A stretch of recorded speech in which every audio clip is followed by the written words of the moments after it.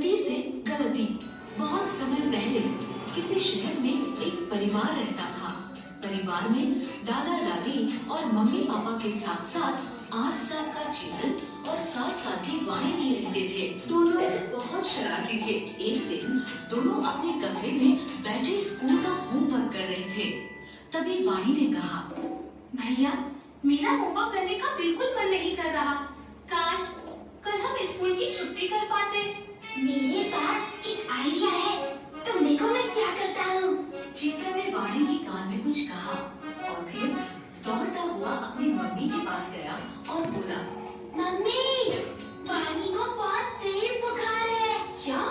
वाणी अपने कमरे में एक बहुत भारी कंबल ओढ़कर बैठी थी। फिर जैसे ही उसकी मम्मी और चेतन कमरे में आए, वाणी ने जल्दी से कंबल हटा दिया। मम्मी ने वाणी को हाथ लगाया तो भारी कंबल की वजह से उसका शरीर गर्म था। वाणी को तो बहुत तेज बुखार है। लो वाणी, जल्दी से दवाई पी लो।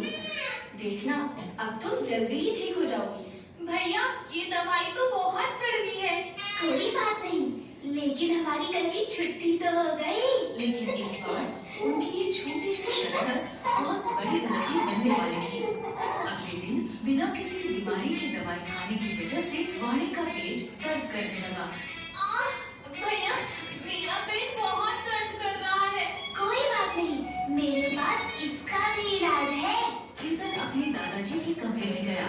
उसने दादाजी की दवाई के डिब्बे को खोला और उसमें से एक पीले रंग की दवाई लेकर वाणी के पास वापस आया।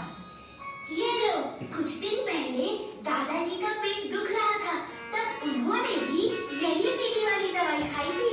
वाणी ने तुरंत वो दवाई खा ली, लेकिन इससे उसका पेट दर्द और बढ़ गया। भैया, ये पेट दर्द तो और बढ़ गया। क्या? रुको, मैं दादाजी के दवाई के डिब्बे से कोई और दवाई लेकर आता हूँ। चेतन, मेरी दवाइयों के साथ क्या कर रहे हो? कुछ नहीं दादाजी। चेतन, याद रखना, दवाइयों से खेलना नहीं चाहिए, क्योंकि दवाइयाँ बीमार होने पर ही खाई जाती हैं। और अगर बिना किसी बीमारी के इन्हें खाया जाए, तो इससे शरीर को बहुत नुकसान पहुंचता है।